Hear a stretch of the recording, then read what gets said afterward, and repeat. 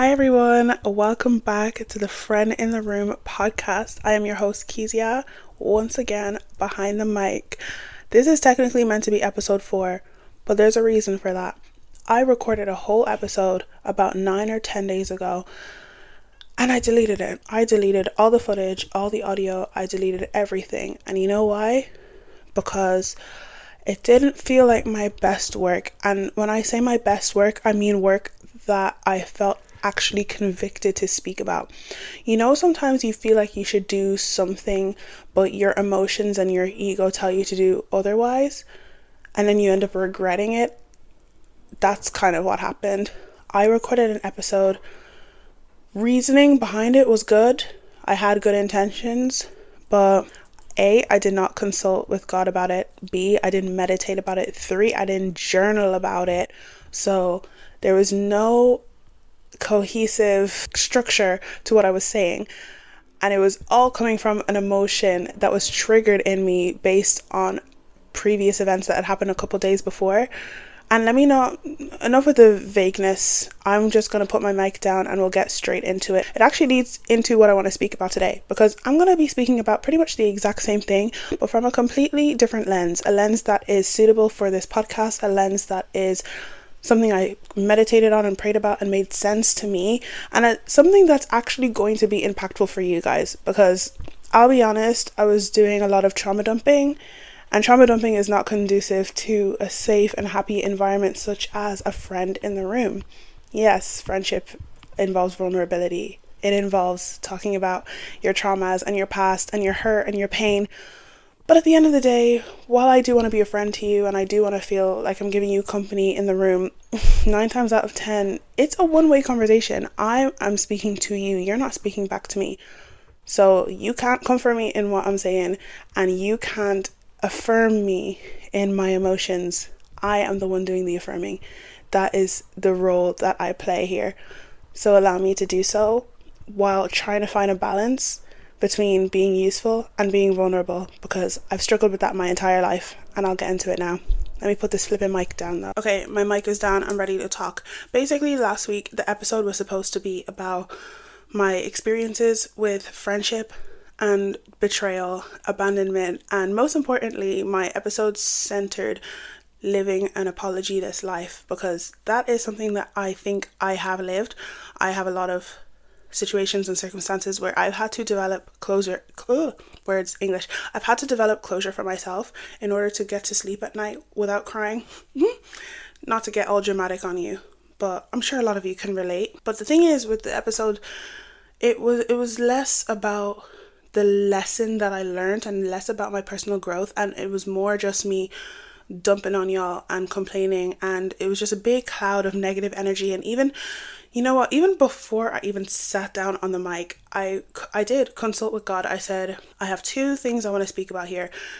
There's this topic here about, my childhood and my past experiences, and then there's another topic that I still want to delve further into so that I can speak about it properly, and you'll hear about it in a future episode. But my reasoning was, because I haven't developed the other topic yet, let me just speak about this. I really want to speak about this.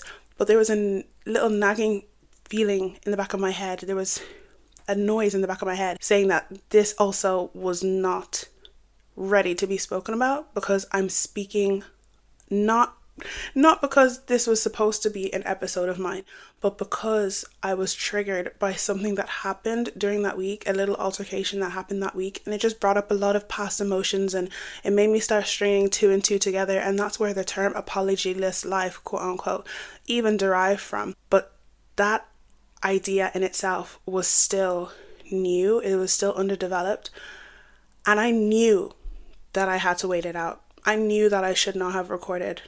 And I knew it while I was recording. I actually recorded it twice. So I spent almost 3 hours behind the mic when I was speaking. And you know what? I feel like when you get convictions about things, like it manifests physically.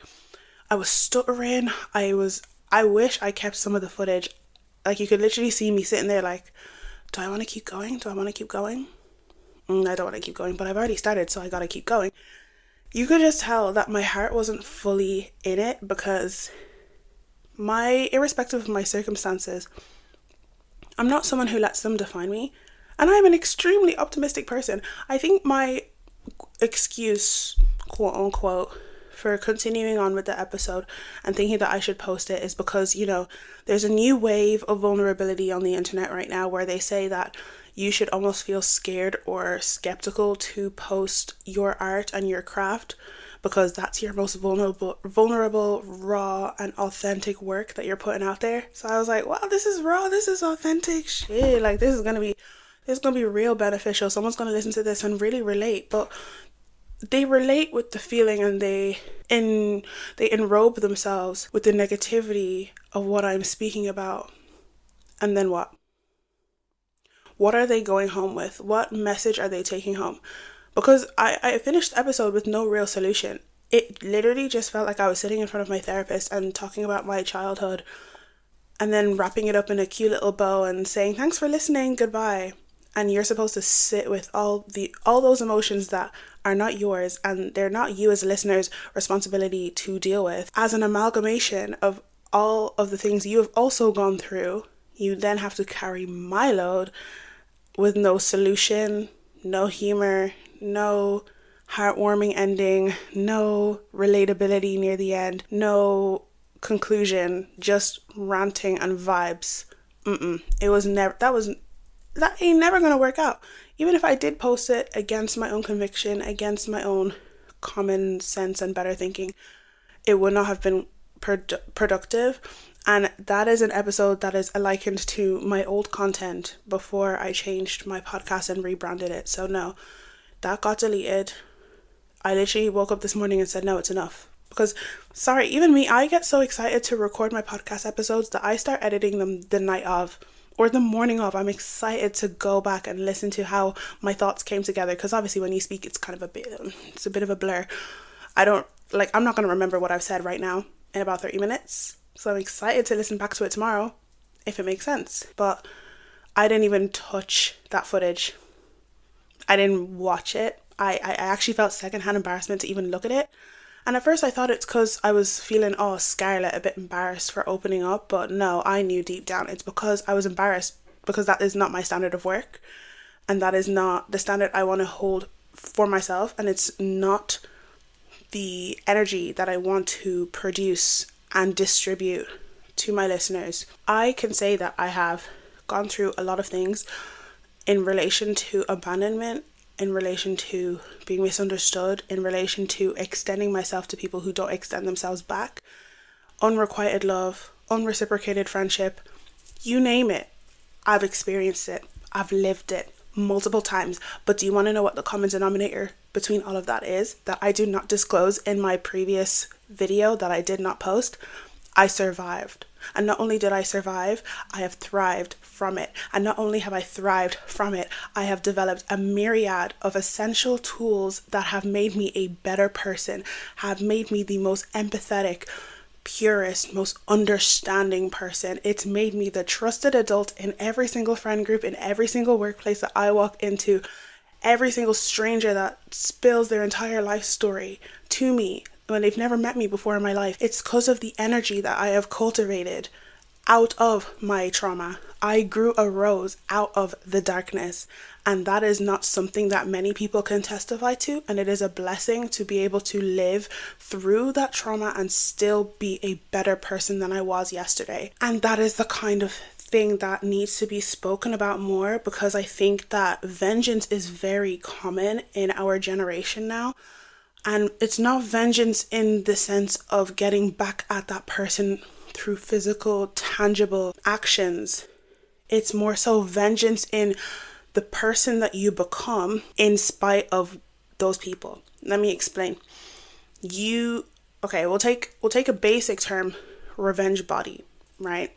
Revenge body is when you go through a breakup and then you decide to go put on weight if you're underweight, or lose weight if you're overweight, and just create a dream body that the other person's never going to touch, and they can look but they can't touch, and they can think that they missed out, and you're thinking, oh yeah, I did that. But on the surface, that's what it looks like. And then on the, the dermis of it all, the bottom layer of that action is still a deep resentment for yourself because you went through that journey in spite of another person. And so that other person still has an emotional chokehold over you.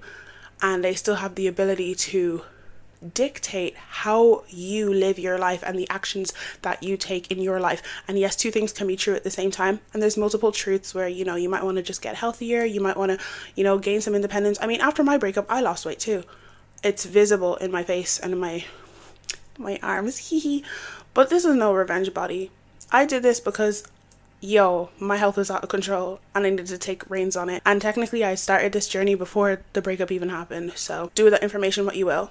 The point of what I'm saying is some people's vengeance comes in the form of a new identity that is still formed on the foundations of that person's actions.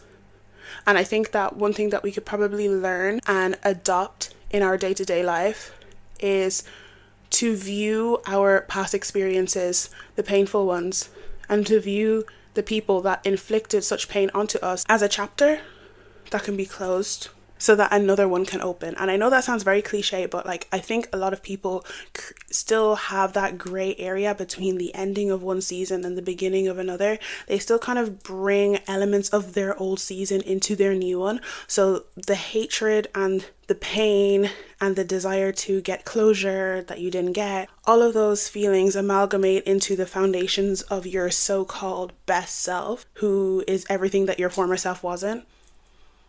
And in some aspects that does work. For some people, that's how they move on. That's how they get on to the next stage of their life. But I think there's a healthier way to go about it. And I think indirectly as a child, it's like I almost sort of knew that and I had this deep knowing that using my anger and indignance from the things that I experienced and the bullying and the exclusion and the rejection that I experienced was not going to be useful or conducive to cultivating the personality that I have now. So I'll get into that. And you know what, before we get into it, let me actually read something from the Bible, okay? Let me pull up the Bible. Like I told you guys in my first episode, or like my rebrand alert episode, I pull from all different texts and all different sources, and I like to pull from the Bible a lot because, when you read the Bible with a renewed mind, like as an adult, you pick up so many gems, dude. Like there's so much that I'm figuring out from here and it's beautiful. We're going to pull from the book of James. We're going to pull from the very first chapter, literally first sentence. He's spitting. Let me grab my Bible. I'll read it and hopefully you guys kind of feel something. This is James chapter 1 verse 2 to 4. Okay. Consider it all joy, my brethren, when you encounter various trials, knowing that the testing of your faith produces endurance, and let endurance have its perfect result, so that you may be perfect and complete, lacking in nothing. Let's break that down step by step, right? Consider it all joy. Joy is happiness, it's gratitude, it's the purest and most concise way to describe optimism. What are we considering positive or joyful? The trials that we experience. Now, I'm going to make this very specific and clear. We are not talking about every single difficult thing that has happened to you in your life. I'm speaking more about the juvenile experiences, and I call them juvenile because in the grand scheme of things, a friendship breakup or a relationship ending is not the biggest it's not the biggest problem in the world, because you are able to move on from things like that, especially if the relationship was not abusive in any way, shape or form. Nonetheless, difficult to go through, and it's a trial, nonetheless. But I think what I did a lot in my teen years, which caused me an immense amount of pain and an immense amount of unnecessary negativity and skepticism of the human race, was to take every single friendship breakup that has happened and compound it into, I must just be so unlucky, and I must be so unlucky in friendship, and woe is me, why can't people just stick around for more than a year? Because, fun fact, I've never had, I can count on one hand the amount of friends I've had for more than 5 years, but other than that, in every single year of primary school, secondary school, and my undergraduate and university, I've experienced some sort of friendship breakup or friendship ending or relationship breakup. And when you build that up and you compound them and then you hold them onto you like an armor that is like, oh, don't touch, temporary friendships only, it becomes your whole personality. And that doesn't mean I was going around telling people, oh my gosh, look at me, I have no friends, I have no friends. But it just means that like I'm almost sort of premeditating the ending of every new friendship and every new encounter that I come across. And that was not helpful. It was not healthy. And in the same breath, I still, at the age of 20, almost 23, even though I had that period of time in my teen years where I was very negative and I viewed my trauma and my heartbreak as a flaw, I still see it as an extreme strength because, and not just a strength, I see it as a privilege to have gone through that enough times and to study people and have the opportunity to understand and learn the mind of people who have the capabilities of hurting people like that. Because I can then know never to treat anyone the way I've been treated. I can put my hand on my heart and say that I've never made anybody feel the way that certain people have made me feel. I can attest and testify to the fact that I don't think I've ever made anyone cry themselves to sleep or self-soothe themselves to sleep or write in their journal why they live an apologyless life. Because it's a very dramatic statement to make. But when you go through these things time and time again, sometimes you actually want to give them a label and you want to give them a name and you want to personify it. That was my problem. I think I'm someone who intellectualizes my emotions and my experiences, which is good because it means I'm able to verbalize them and vocalize them and articulate them on the mic for you to understand and hopefully empathize and maybe even find ways to articulate what you may be thinking and your point of view. But it can be very detrimental where I'm personifying these big balls of negative energy and giving them power and giving them existence and giving them the platform to reign over my life and to dictate how I view people and to dictate how I talk to people, to text and delete in order to not sound like too much of a beg so that they can't hold it over my head when they eventually do me dirty, which I was predicting every single time. And maybe indirectly I was almost manifesting all of these friendship breakups because I was just compounding them for so many years, like I said. But I think when you remove the label off of these situations and just view them as exactly what they are, situations, periodical, temporary experiences that contribute to certain chapters of your life and have also, in that same breath, aside from being difficult and hard and traumatizing, gave you probably the greatest gift that you could ever have, and that is deep set empathy. Guys, I have learned so much from studying people like this and experiencing people like this, and it has made me a better person. It really has. I think people in my real life can attest to this.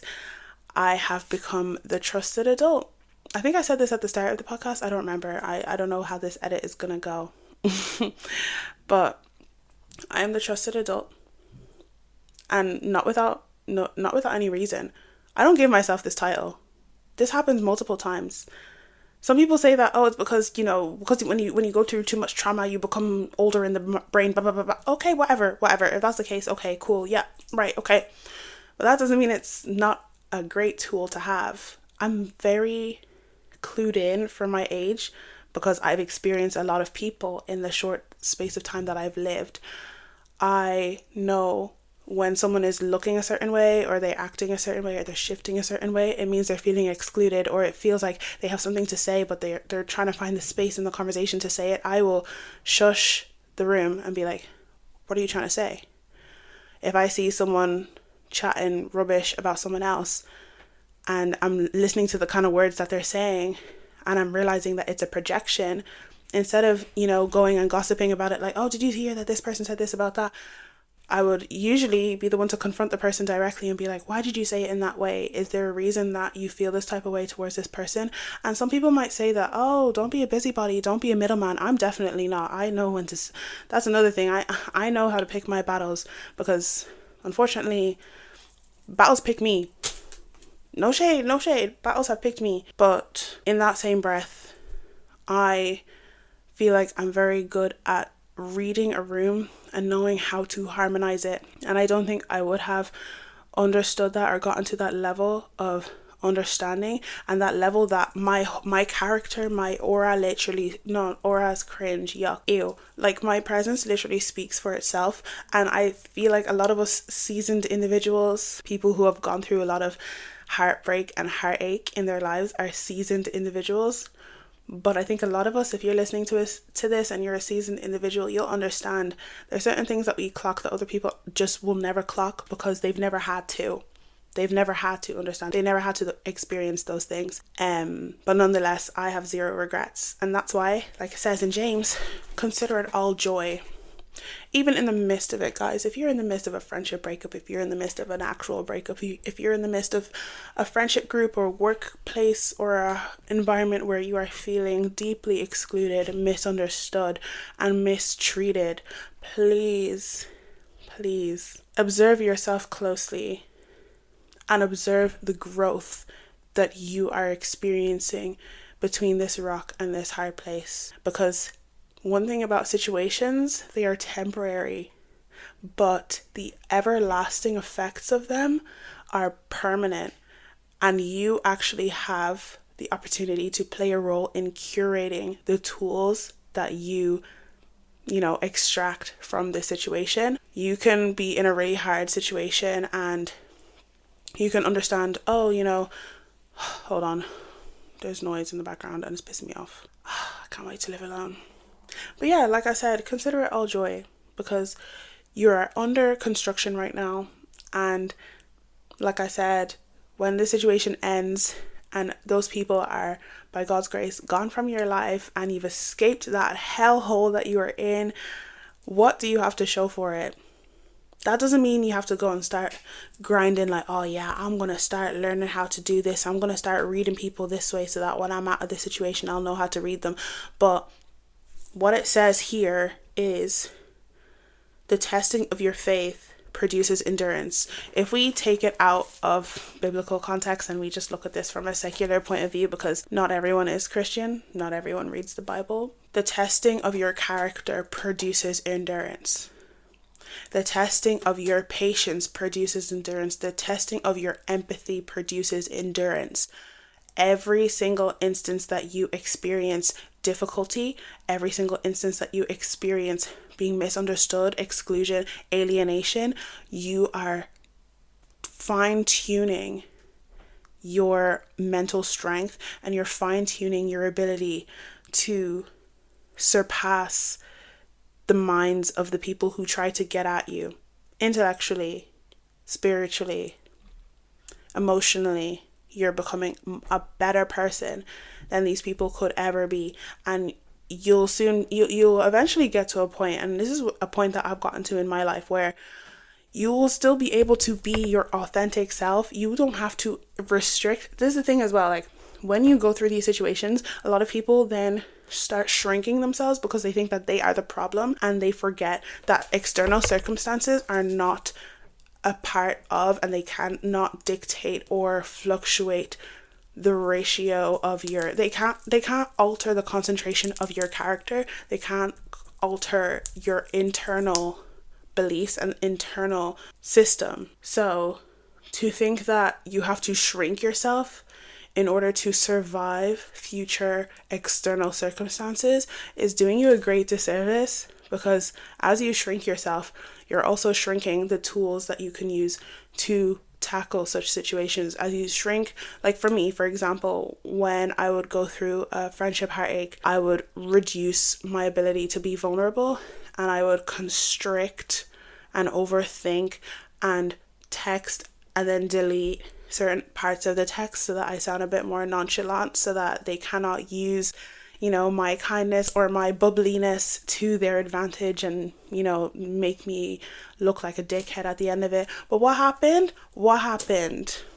I still got caught off guard, because while you're shrinking, you're not your chalance, and you're shrinking your excitement and your joy and your whimsy. You're also shrinking your emotional intelligence. You're shrinking your standards. You're shrinking your belief that you actually can be all of those things, and people can still do you dirty, and you can still be just fine. Like, no aspect of your internal personality has to change just because somebody in your life did. And that's where I'm at right now. Like, I keep all the whimsy, I keep all the fun, I do it. I say whatever I want, I say whatever I feel. I'll say I love you after meeting a friend in 2 days. I'll be like, I love you so much, you're one of the greatest people I've ever met. And tomorrow they could actually wake up and say, I hate you. That's fine, you hate me, but I loved you, and I loved you because I love myself. So that's not going to change. If you hate me now, that's cool. Go about your life and go love the next person. Just because you're gone doesn't mean any part of me is gone with you, because I never let you get any of that, because you can't even get in there. You physically cannot alter what's going on in here. You just get the privilege of experiencing the parts that I choose to share, and you shouldn't have to restrict the amount that you share just because people are crazy, and just because we live in a world of takers. We live in a world where the devil and the evil spirits that exist come to steal, kill, and destroy. That's their whole purpose. A bad person is always going to be a bad person, and their goal is always to destroy whatever is in their path. If you happen to be in their path, you better take that endurance that came from your previous trials and difficulties and use it to fortify a sense of self that is so strong and irrefutable that it doesn't matter what anybody can say to you. You are never gonna change. No aspect of who you are is ever gonna change. As for me, I'm a child of God. God loves me. God's got my back. If God's got my back, what can you do to me? Like, who are you? You can't chat to me. You actually can't. There's nothing any man can say and then switch up on me multiple months, years, decades later. That'll change who I am. If I wake up today and I meet my husband tomorrow and we have a beautiful life, and he wakes up one day and says, nah, I'm good. Okay. Okay. And I know some people are saying, oh, you've never, just wait till it happens. God forbid. What do you mean wait till it happens? It's not going to happen with the God I serve. Inshallah, it will not happen. But if it does, what makes you think that I'm going to look at myself different? With all the work that I've put in, with all the things that I've been through, all the tools that I've built, you think I'm the problem? You think I'm the problem? It can only be you. And whatever, call me narcissistic, call me delusional, all you want. I know the truth, and I know myself, and I know what I've been through. Look at what it says here. Like, bro, let endurance have its perfect result, so that you being yourself listening, me who is existing, who is speaking to you, be perfect and complete, lacking in nothing. When you endure trials, when you endure difficulty, and you learn from it, and you remind yourself that the only variable that exists, junior cert maths, junior cert science, hey, I'm getting flashbacks. The only variable that exists in the equation, that is relationships with other human beings, is the other human being. The constant is you. You don't change. Your love for yourself doesn't change. Your perception of yourself shouldn't change. The older you get and the more that prefrontal cortex gets bigger and develops, the more your stances on certain topics and certain standards for yourself don't change. So if the variable changes, that's fine. The constant remains the same though. The constant is perfect and complete and lacking in nothing. You're perfect, you're complete, you're lacking in nothing. There is nothing that anyone can do that will change that. And if you are the villain though, if you're the villain, if you were out here bullying people in primary school, that's crazy work. How are you 10 years old and you have the mind of a bully? That's actually a skill issue, but I won't judge, right? You too can also use that situation and grow and change for the better, so that in future circumstances you know how to act. However, I'm not going to sit here and say that this message is to further fuel some evil psychotic person's delusions that they can do no wrong when they are in fact the wrong. They are the wrong that is being done. Don't take my words and enjoy them and revel in them. I'm not talking to you. Away from me, Satan. I'm not talking to you, okay? I'm talking to the people that have been through some serious stuff. Why am I caressing my bed? Oh, yo, I'm so embarrassing sometimes. I just be doing things. But yeah, I don't know. I feel like that is really the message that I had. I don't really have anything else to say. This is going to be really a short episode. I just needed to come on here and rectify myself, even though there's nothing to rectify, because the thing that I'm rectifying is disintegrated into the nothingness that is the cloud, and it's never going to see the light of day. But I think it's also a lesson in, while what I've said and the whole message about, the constant variable, blah, blah, blah, blah, blah, that's very important. But I think another thing is to listen to your convictions, because I'm so glad and I feel so much more excited to edit this video than I did with the other one. And I think this is much more aligned with the messages that I am trying to put out on this podcast. I want to be educational and I want to remain that way. And while whole friend in the room thing is about getting to know me and getting to understand me, you guys will get to understand me all in due time. As it says in Ecclesiastes, God makes everything perfect in his own time. There is a time for everything. And when the time comes for me to be excessively vulnerable and damn near trauma dump, I will be here. But I'll also be here with a solution to said trauma dumping. But even then, even in that same breath, I don't think I will ever trauma dump on you guys. I don't think I could do that to you. Oh, my Shaylas, you guys are so cute. So cute. I don't want to do anything that would make your day worse than it may already be, because that is not my purpose here, okay? If I need to trauma dump, I'll go talk to my therapist. If I need to trauma dump, I got my journal. I've got the Bible. That's really all I need. I don't need to come and spill to you guys. What can you even do behind this screen like that? What can you come to my house and kiss my forehead? No, you can't. No, you can't. Well, those who know me in person, you could, but don't do that. If I catch you near my forehead, okay, you know what? This is my sign. I need to wrap this up. I need to wrap this up expeditiously. Nurse, she's out again. Thank you guys so much for listening to this episode. I don't really know what I'm even going to title this yet, but I'm rectifying what I spoke about, because I feel like when things are rooted in the word of God, for me, it makes it so much clearer, and I find it so much easier to articulate myself, because as a human being, a mere mortal, I don't have all the answers.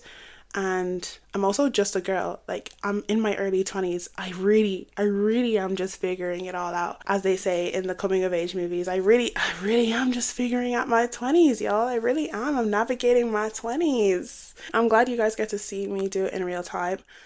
But there's levels to this, and I won't be doing that again. I tried it. I realized it didn't work. And I can go to bed knowing that I tried. I can sleep at night. And I know where to go moving forward. And I have a lot of different topics that I'm excited to speak about. But like I said, I need to delve into them more. I need to give them the time that they deserve, so that I'm coming at you guys, not just with facts. Like, I don't want to just spam percentages and statistics at you. I want this to be cohesive. I want this to be understanding. I want this to be a conversation that, obviously you're talking back at me, but I cannot hear you. If you're saying anything, if you're saying, Keziah, you look so lang, thank you. Keziah, you look so tantalizing, thank you. See, these are the kind of conversations we should be having. Let's keep having those. And the other ones about, emotions and stuff too, and understanding and seeing yourself in me and resonating with things that I say. I guess you can do all that as well if you feel like it. But yeah, I'm gonna close my Bible. We're gonna wrap up this episode. Just something to wrap it up. I went to my young adults church meeting today, and one thing that one of the guys said near the end is, every single negative thought you've ever had about yourself, there are 1,000 more positive thoughts that were prophesied and spoken onto your life before you were even born.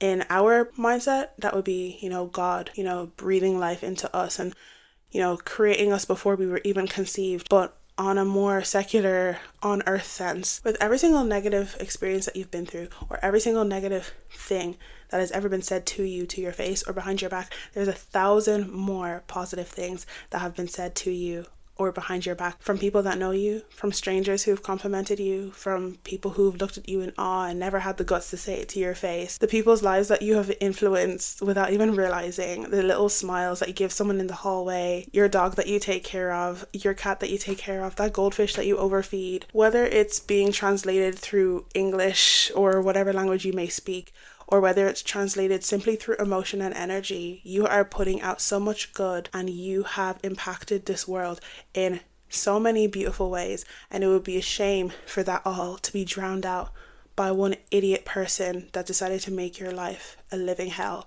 for that period of time. But like I said throughout this entire podcast, that period of time is nothing but a period of time. It is transient. And it has ended, and you will move out of this and you will move into the next chapter with an even broader mind and an even more well-rounded and equipped sense of self that will be able to tackle and endure whatever it is that you may go through, because obviously the human journey is excruciating and it's a never-ending cycle of difficult things that we endure. But if we remember that the things that we go through are the variables and our endurance is the constant, we remain, like it says in the Bible, perfect, complete, and lacking in nothing. And that is everything that you are, and so much more. And if no one ever told you that, let me be the first to tell you. Perfect, complete, lacking in nothing. Please take that with you this week. And with that concludes today's episode. Thank you guys so much for listening to episode 3 of the Friend in the Room podcast. I've been your host, Keziah, as always, and I will catch you in the next episode, okay? Bye.